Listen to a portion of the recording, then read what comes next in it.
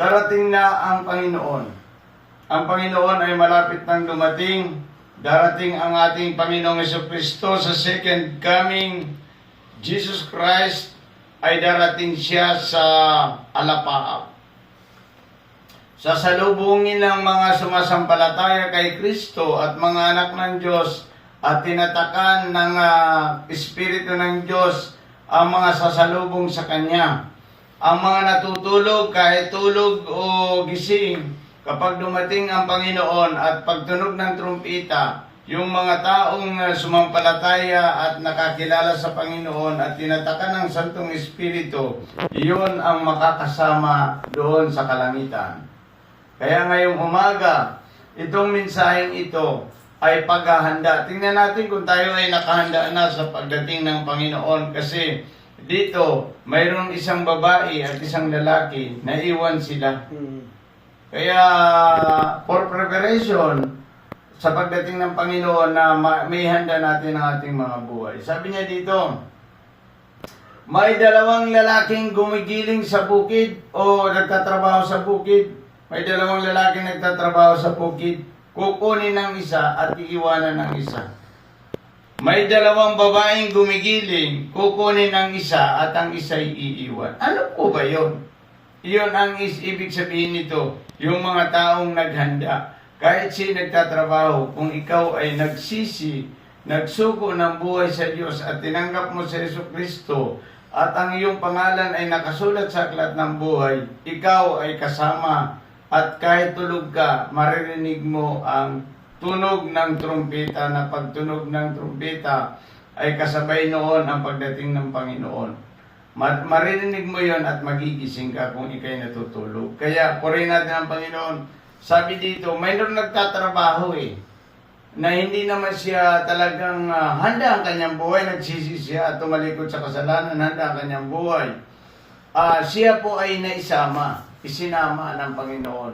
Kasi nga, yung mga taong nagsisi at nagsuko ng buhay sa Diyos, iyon po ang kasama. Amen. Wala akong kasama dito yung sabihin natin na tayo ay kasama sa organisasyon. Hindi po yan ino-honor ng Diyos.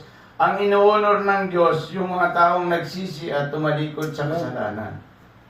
Iyon po, kaya ang paghahanda ng isang tao ay kailangan ninyong pagsisihan at talikdan ng iyong mga kasalanan at tanggapin si Jesucristo bilang Panginoon niyo at tagapagligtas upang kayo'y mapasama pagdating ng araw ng pagbabalik ng Panginoon. Kaya sabi niya dito sa verse 44, kaya't lagi kayong handa sapagkat darating ang anak ng tao sa oras na di ninyo inaasahan. Hindi natin inaasahan ang pagdating ng Panginoon. Pero tayong mga anak ng Diyos, nagsisi at tumalikod sa kasalanan, tayo po ay laging handa. Handa tayo sapagkat yun talaga ang pamamaraan ng Diyos. Kung gusto niyo pong maging handa sa pagdating ng Panginoong Jesucristo, kailangan ninyong pagsisihan at talikdan ang inyong mga kasalanan at tanggapin si Jesucristo, papasukin nyo sa inyong mga puso para kayo ay may sulat ang inyong pangalan sa aklat ng buhay at matatakan kayo ng Santong Espiritu. Iyan po ang palatandaan na kayo ay handa na sa pagdating ng Panginoon.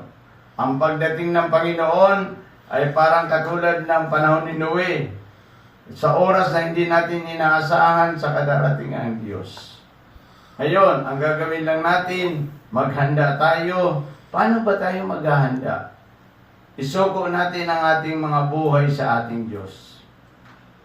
Pagsisihan natin at talikdan ang ating mga kasalanan at tanggapin si Jesucristo upang tayo ay maging handa sa pagdating ng ating Panginoong Jesucristo. Isa lang ang mensahe ng ating Diyos ngayong umaga. Maghanda tayo sapagkat sa oras na hindi natin inaakala na darating ang Panginoon, saka siya darating. Ulitin ko, maghanda tayo sapagkat sa inaakala nating hindi darating ang Panginoon, saka siya darating. Paano po ba, Pastor, maghanda? Pag maghahanda ka para makasama ka sa langit, kailangan mong pagsisihan at talikdan ang iyong mga kasalanan.